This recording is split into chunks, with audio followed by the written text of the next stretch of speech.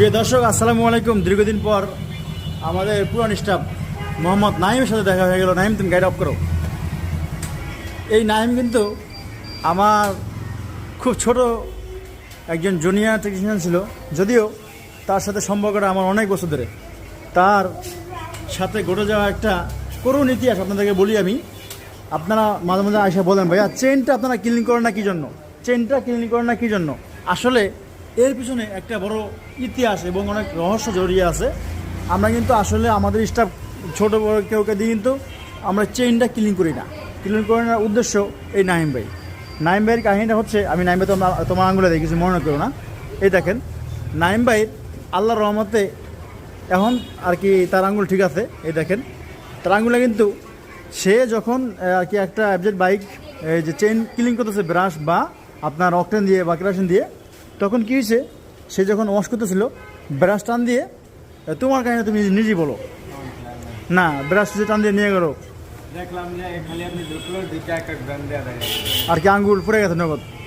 তার আঙ্গুলটা কিন্তু তার এখান থেকে দেয় তোমার জিলে দিয়েছেন এই আঙ্গুলটা কিন্তু তার এখান থেকে জুইলা পড়ে গেছে গা।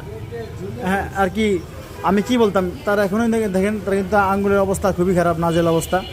তো তার যে অবস্থা ছিল আমি দেখে আমি নিজে অজ্ঞান হয়ে গেছি এই অবস্থা।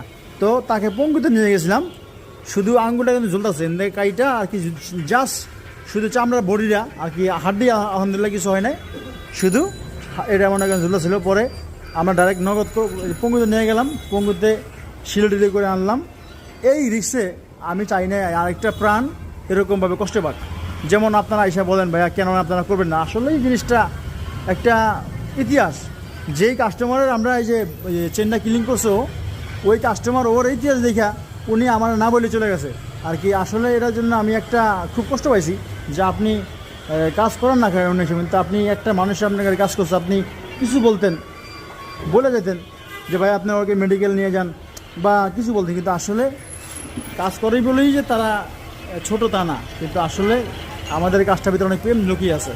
তো এই আঙ্গুল পড়ার পর থেকে কিন্তু আমাদের এই মোটর ডিপার্টমেন্ট থেকে আলাদা হয়ে গেছে। তো কিছু বলো তুমি, আমাদের এই ডিপার্টমেন্টের থেকে ছেড়ে চলে গেছো কেন? আমি আবার আসবো না না, কেন চলে গেছো আমি শুনে যাচ্ছি এবং আমার গাইসা জানা যাচ্ছে।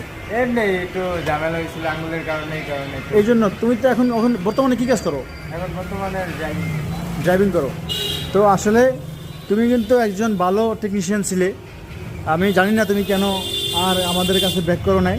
তো আঙ্গুলটা তোমার আল্লাহর রহমতে আল্লাহ তাআলা পরিপূর্ণভাবে করে রাখছে। এখন কি শক্তি পাও এখানে? আলহামদুলিল্লাহ। তো তোমার জন্য শুভকামনা রইল, আর তোমার জন্য